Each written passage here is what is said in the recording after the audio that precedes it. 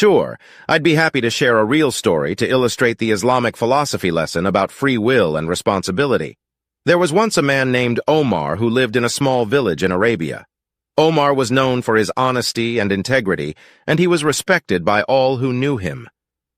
One day, Omar was walking through the marketplace when he saw a bag of money lying on the ground. He picked up the bag and looked around to see if anyone had dropped it, but there was no one in sight. As Omar was about to leave the marketplace, a man came running up to him, looking frantic. The man explained that he had just dropped his bag of money and had been searching for it everywhere. He was overjoyed to see that Omar had found it and returned it to him.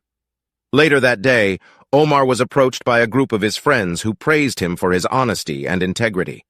They told him that he was truly blessed to have such strong moral character and that he was an example for all to follow. But Omar was humble, and he replied, "It was not my choice, to be honest. It was Allah who guided me to return the bag of money. I had no choice in the matter. Allah had already determined that I would do the right thing." This story illustrates the Islamic philosophy lesson about free will and responsibility.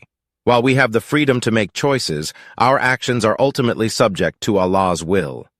Omar recognized that it was Allah who guided him to do the right thing and that he was merely fulfilling his responsibility as a servant of Allah.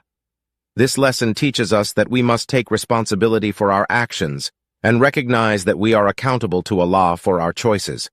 At the same time, we must trust in Allah's plan and guidance, knowing that our choices are ultimately subject to His will. By striving to do the right thing and fulfilling our responsibilities as Muslims, we can draw closer to Allah and earn His blessings and rewards.